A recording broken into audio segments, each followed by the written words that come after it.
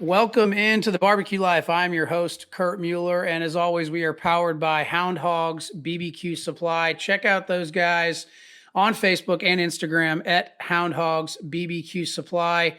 On the web, houndhogsbbqsupply.com, and use BBQ Life to save 10% on your next order. So, welcome in Mr. Mark Gantt. He is a KCBS judge, has been judging for 8 years. He's based out of Conover, North Carolina. Mark, thanks for joining us on the show. Glad to be here. So I got to give a shout out to a mutual friend of ours, Joel Abbey, with I believe he's with. Oh boy, now I'm drawing a blank on his team name. Forgive me, Joel. Creekside Smokers. There you go, Creekside Smokers. Thank you, Mark. He saved me there. But shout out to Joel for connecting Mark and myself. So I appreciate that. You know, we here on the show love to chat with folks that are barbecue fanatics, and Mark, I think, certainly fits that category. So Mark's been a judge, as I said, for 8 years with KCBS, Kansas City Barbecue Society. So he's eaten a lot of great barbecue, I'm sure. Maybe he's eaten some bad barbecue too in those 8 years. I don't know, but we always like to talk about journey here, and I'm curious, Mark. You know, how did this journey into judging competition barbecue start for you? I have been a lifelong barbecue fan. In college, went to NC State, so I moved down to Eastern North Carolina and discovered that brand of barbecue, and that was great.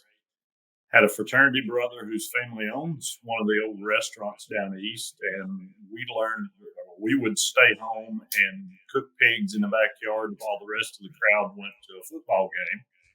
In those days, it was more fun to eat barbecue than to watch NC State play football. That has changed, thankfully. But I got started there. Eventually, for an anniversary present, my wife sent me to a barbecue school. And in talking with some of the folks there, found out there was this thing called KCBS, and there were contests that you could judge and give your opinion on barbecue. So one thing led to another. Here I am. Been judging now for about 8 years, done 100 or so contests. So, as you said, I have eaten a lot of good barbecue and some not so much. So, from a judge's standpoint, I'm curious because I'm on the flip side of this. You know, I've never judged. We've done 12 KCBS pro competitions, a few GBAs, an MBN, some SCBAs, but I'm always curious, just from the judge's perspective, what are some of the things that you as a judge wish teams would how do I word this? What are some of the things that you just wish teams would know, you know, or maybe recognize, you know, from your standpoint, from your shoes? I appreciate what teams do. Once I got into going to contests, I like to walk around and see how people do things.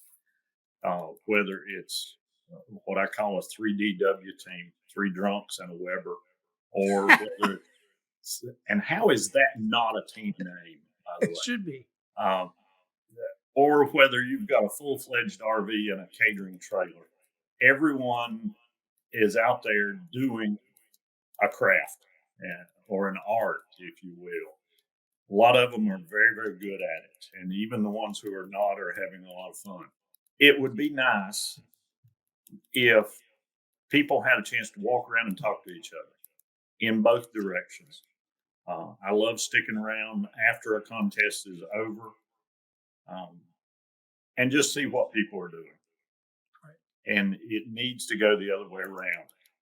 Judges, if you want to attain your master judge certification, sometime before you do 30 contests, you are asked to cook with a team in a competition. Excellent educational thing. There are lots of competitors who take a judging school because they think we're going to learn the secrets. We're going to see how judges think. But not all of them follow up and judge a contest. Once you sit down there at the table, it's a little different. To some extent, it's like watching basketball on TV and yelling at the referees and then actually being there and see what's happening. So I wish there was more interaction between the teams and the judges, and not just reading what's on a comment card or a score sheet. It's a great point. I think you brought up something that is a big part of barbecue, not just competitive barbecue. This idea of fellowship and camaraderie, building those relationships. With the great people that you talked about. I think sometimes we get in a hurry. We want to get everything loaded up and get on the road, and we kind of forget about that aspect of it. I certainly would like to hang out a little bit more at these competitions, both with the judges and with teams. And I'm guilty, just like the next team, of packing everything up and getting ready to go as soon as awards are over. But I do think it. I think that fellowship piece, that relationship piece, I think that's a really cool, special part about barbecue as a whole. I'm not sure if you would agree, but I think that's pretty cool. It is. So, you talked about judging over 100-ish contests, give or take, right? Curious, just in those, and as you look back on that, as you look back on the 8 years you've been judging, what are some memorable judging experiences for you that you can and are willing to share? I like the whole experience. And my wife, who is also a master judge, and we schedule vacations and trips around barbecue contests. Nice. She initially went to a barbecue class because she heard there were contests in England and that a married couple had a better chance of being selected as judge than two single people. So she got this great idea. Hey, let's be international barbecue judges. And we're still waiting to see if that pans out. But in the meantime, we travel. And I've eaten barbecue at contests in Mississippi and in Maine, quite a few other states. Been at little contest in a Kentucky coal mining town. Been at a big contest in Kansas City with 500 teams.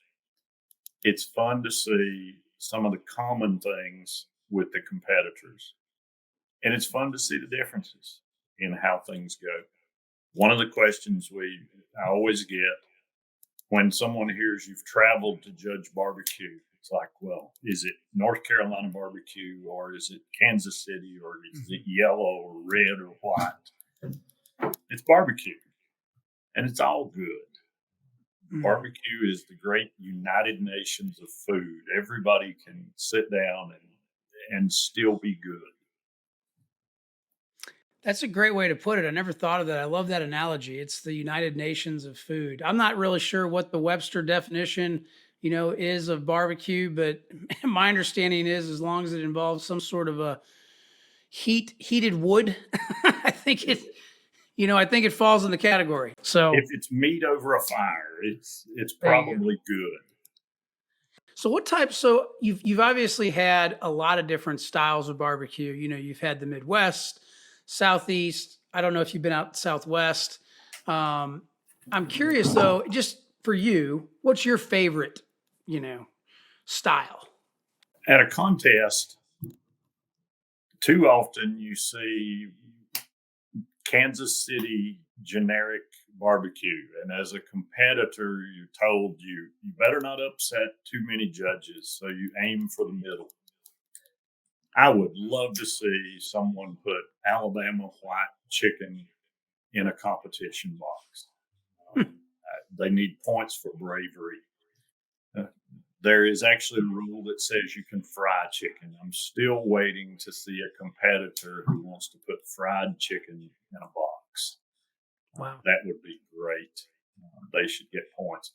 But we tend not to see it. When I'm not at a contest, I love Eastern North Carolina. I think God intended for pork to have some vinegar on it. And not doing so is breaking a commandment. But it's fun to go and taste what's there. One thing I figured out that no matter where you grew up, you think the barbecue that you grew up with is the greatest in the world. even if that is a not so good plate from the diner down the road. But people love local. So I like to go and see what a rib tastes like in Memphis or what brisket really tastes like in Lockhart, Texas. And it's fun to get all those good experiences and then see if any of that translates to competition. The best brisket I've ever had in the world was a little old place called Smitty's in Lockhart, Texas. Everyone should make the pilgrimage there. Smitty absolutely could not win a competition because there is a difference between great restaurant barbecue or great backyard cooked by a fire department barbecue and what you get in a competition. And you just have to appreciate those differences. That's exactly right. The folks that don't compete not into the barbecue community as much as we might be, they don't fully understand the difference. They kind of look a little shocked when you tell them barbecue and then they start to understand. But I love that. I'm with you. I like a little vinegar on my pork. And I understand not everybody feels the same way, but that's the beauty of it. Is there's really not a right or wrong way. Let's transition over to this judge seating program. I know it's before my time. I started doing KCBS about a year ago this time. May of year was our first competition. So, I'm fairly new to the idea. I understand the pros and the cons. I know there's a history to it. And so, to give some context for our listeners, Joel with Creekside Smokers made a connection between Mark and myself. And I think Mark provides, his unique perspective on this judge seating program from the judge's side of things. So we'll just start out from the very beginning and really what and what your experience has been in regards to the judge seating program. Once upon a time, when you showed up at a competition, you checked in and someone put a check mark beside your name and you wandered over and sat down at a table. And the first 6 people to sit down at that table were the 6 judges on table number 1. And you went on till everyone was filled up and ready to go. There's some drawbacks to that. It's nice to sit with your friends, but it probably doesn't do a whole lot for competitive balance. Then someone had something called the shuffle. All the judges go over to the edge of the tent and line up, usually by number of contests, starting at the top and working down. And you count off just like Marines in a line would. And everyone who says number 1 goes and sits at table number 1. Now, I didn't especially like that because at the time I didn't have a lot of contests. So I was way back there at the end of the line and didn't always work out well. But we all had a job to do in the judges' tent. There's been lots and lots of years where some version of a chip draw happens. Mm-hmm. And then there are those contests where the judge organizer will pre-select judges. One fellow in the eastern part of North Carolina had it to a science. Every table would contain a brand new judge. Every table would contain 100 contest judge, somebody from in-state, somebody from out of state, and he just worked his magic and had everyone pre-assigned. It works as long as everyone shows up, but then it can break down. There were some attempts at a computerized program that might consider a judge score history, and I believe some of your other guests have talked a lot more about that. I liked it. It didn't seem all that much of a complication to me as long as the computer worked, which sometimes in some locations is not such a great thing. But it takes a few extra minutes to do. The rep will check everyone in, then punch the button on the computer, spit out a list of who gets to sit at what table. The only complaint I've heard is from some people who, there are judges who are less than mobile, let's say, and they have to wander from table to table till they find the list that has their name on it. Not a big inconvenience to most people, but it is to some. All of those programs rely on looking at your judge history. Now, we all know some judges are much more critical than others. Sure. Some, there are the devils in the world. There are also angels in the world. And personally, I think there are more of the latter. There are people who will give a high score just because. Mhm. And there are tons and tons of reasons why people give the scores they give. I try to get judges at a table when I'm a table captain and helping look after things. I try to say, just judge what's in the box. The price of a brisket is not in the box. The price of diesel fuel to drive to a contest is not in the box. So I try to avoid the temptation of giving giving answers just to be nice and try to give answers based on what's presented. In college, I helped pay tuition by being a softball umpire. And you don't want to look out there and say, this poor guy cannot possibly throw strikes. So anything that he gets near home plate, I'm going to call a strike and somebody should hit it. That's not a great way to judge barbecue. So programs that would consider a judge's scoring history, I think, are very useful. I don't really see why we don't do it. There would be some cost in the setup, there'd be some cost in the administration and the maintenance of the algorithms and the databases and all that. But once that's done, it's not really a reason not to do it. I think one thing we'd have to make sure there are judges who are scared of these because they think if someone looks at my scoring history and finds out that I score low, then I won't get picked for the next contest. Now, there's lots and lots of stuff that's been talked about. There are organizers who would love to pick out all judges that might give a competitor a 180 or a perfect score.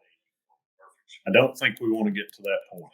You should not be picked because you give good scores any more than you should be picked because you give bad scores. Everyone has an opinion, and as long as that opinion is based on the facts at hand, it's okay to have some variation. But a computerized program might put those variations in balance. The devil sits next to the angel and they kind of balance out rather than having three or four of either one at a table. Unfortunately, that's gone by the wayside for now. Hopefully, it'll come back and we do some version of a random draw, typically poker chips in a Crown Royal bag, and the rep or the judge coordinator draws out, and that's how you get assigned to a table. Somewhat random, but it still winds up with the so-called table of death, and no one wants to hit that one with their sample, or you're just not going to win a contest. Anything we can do to make the competition more fair for the competitors is a good thing in my book. That's exactly right. It touched on a great point there. I think it's, ultimately the whole idea behind this series and, the whole idea behind, chatting with different folks that have different perspectives about this program is to create some constructive dialogue and hopefully, better what we already have. That's the ultimate goal here is if we can make barbecue better, awesome. That's now I understand that could be a tall order and that may take a lot of time to actually see the fruits of that labor, but that's the end goal. So I love that you brought that up, and I love how you laid out some of the disadvantages. You laid out one that I hadn't considered, which is some of the less mobile judges who might be older. They might not appreciate having to walk around and try to find, which I can understand. I can see that being somewhat of a more of an inconvenience than maybe it's more of an inconvenience than it is a disadvantage per se. Obviously, you touched on technology. Sometimes Sometimes technology can fail. Sometimes the sheet doesn't work or whatever. That comes up, right? That happens. As far as some of the inconveniences or disadvantages, are there that we haven't touched on yet, or did you pretty much cover all of them? I think that pretty well covers it. There are some conveniences or inconveniences that would come from using the program, and that will be like any other computerized anything. The first day is going to be more complicated. A year from now, it'll be a habit. 2 years from now, it'll be the way we've always done it. And I think there is some of that initial hesitation. You brought it up that some of the judges have that maybe they're not going to be picked for certain contests because now they're under the microscope. You know, I'd love to sit here and say that that's absolutely not going to happen. I honestly don't. I have no idea how that even works. So I think it's important to evaluate judges just like you're evaluating teams, just like an organization, it's whatever it's doing. But I think when you look, in my mind, when you look at the potential disadvantages versus the advantages, in my mind, those advantages outweigh the disadvantages.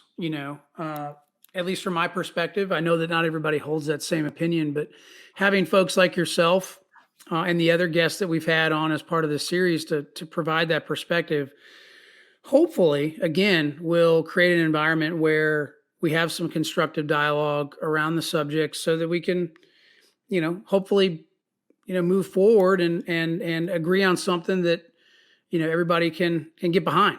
There will always be those people in any field that don't want to do things any differently than they always have. We've Right. seen that with barbecue judging over the past year or two with the judge certification update program, the JCUP. It's an educational program. You go back in and you look at things again.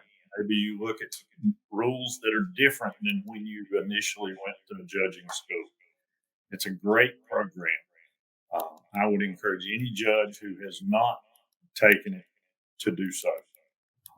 If you've got access to it, take a look at it. But there are those people who won't do it. Who knows why? Uh, but we're starting to see organizers who will look and say, okay, when you sign up to my contest, have you gone through the JCUP program? Have you re educated yourself? You're going to get preference on being a judge at my contest. Personally, I wish it was mandatory, and I wish you had to do it every 2 or 3 years again. You can always update. You can always learn or relearn. We do that in just about any other field of endeavor. Whether you're an accountant or whether you kill weeds for a living, you need to get some re education from time to time. Absolutely. Couldn't have said it any better myself. I can't think of an industry out there, whether they're for profit or not for profit, that doesn't have some sort of an annual or, uh, you know, semi-annual or some sort of consistent, requirement for a certain amount of training just to keep up with, just to sharpen the saw, so to speak. That's So, it. I do think that's a reasonable, expectation in my mind. Certainly as teams, teams need to make sure they are staying up when it comes to any rule changes or anything like that that comes down. Um, so yeah, I think it's a totally a reasonable expectation to have that, mandatory. I'm actually a bit surprised it's not mandatory. I would have thought that would have been something that was mandatory, but again, that's above my pay grade. Maybe it will be, but there have been those who suggested that when we're just coming out of a pandemic and a lockdown, and people are sometimes not very active for a period of time with contests anyway, you don't want to put another impediment to them taking part. Hopefully, we're going to get beyond that. We'll get back. People will see the value of this program and just take a look at it. And I think there needs to be more education done with judges. Right. Example, about a year and a half ago, the rule was changed about the definition of pork. What part of a pork shoulder or the area around the shoulder can you use? traditionally we've seen different parts of a pork butt cut up and used in a presentation box. And the competitors have a lot of leeway in what they put in there, whether it's strings of pork or chopped up or chunks or money muscle slices or whatever. Then a rule was changed to say, well, you can also make use of the pork collar. You can even include pork steaks. Well, I can tell you in North Carolina, if someone says pork steak, I'm thinking it must be a chop because that's all we've ever seen. If you're going to put that as part of a competition box, why is there not a video on a KCBS website to give me an idea of what that is? Yesterday, a cook said, "Come here and take a look at this." And he had pork collars that he was slicing up. And he said, "What would you think about this being in a competition box?" I said, it looks great. It tastes great. Feels good. Seems like people could do a good job on this and enter it, but you're going to get killed because it does not look like what people are used to seeing. And until there's a little bit of education to show a judge, hey, here's what this is, it's legal, here's what a cook might do with it, here's what it might look like when it lands on your judging table. Until that happens, I just don't think it's going to be well received, and it really should be. So why is there not some 5-minute video where a cook who knows what he's doing or she's doing can stand there and say, here is this cut of pork shoulder? We could do the same thing all the way down the line. In addition to the little video, the audio that every judge has to listen to at the start of a contest that tells us a bit about each thing, why do we not see a video of here's what a burn-in looks like if it's cut from this grade of brisket, here's what it looks like if it's cut from this grade. They can both be good, they're just different. We should have a library of videos on a KCBS website available to cooks and judges so we can all learn more about what we're doing. I love that. You know, you gotta continually learn, sharpen the saw. Education's a big part of life.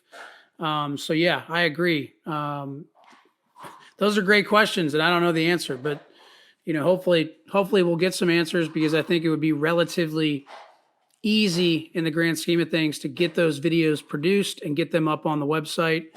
Great stuff today, Mark. And again, for our listeners, we're chatting with Mark Gantt. He's out of Conover, North Carolina, which is on the western side of North Carolina. Is that right? Correct. Okay. About an hour above Charlotte. There you go. And he's been judging for 8 years now in the KCBS circuit. He's got about 100 competitions under his belt. And I would assume at this point I don't know if I already caught this, but are you a master judge or not yet? Okay, so he is a master judge, which is the highest level of judges. So I think, or judging rather. So I think he's provided some great perspective here today. And he is on Facebook, although I would say he's not most active, right? You may not even see my picture there. So yeah. That is true. But if you're at a competition that he's judging, I'm sure that he would be willing to strike up a conversation with you and have a chat and you know, build some relationships with some great people. So Mark, we appreciate you taking the time, sir. I know it's busy season for you, being the springtime. Mm-hmm. So we appreciate your time today, your insight, and we thank you for coming on the show. If there's one thing I could add before we wrap up. Sure. I really hate it when people say all judges are this. I hate it just as much when people say all cooks are this.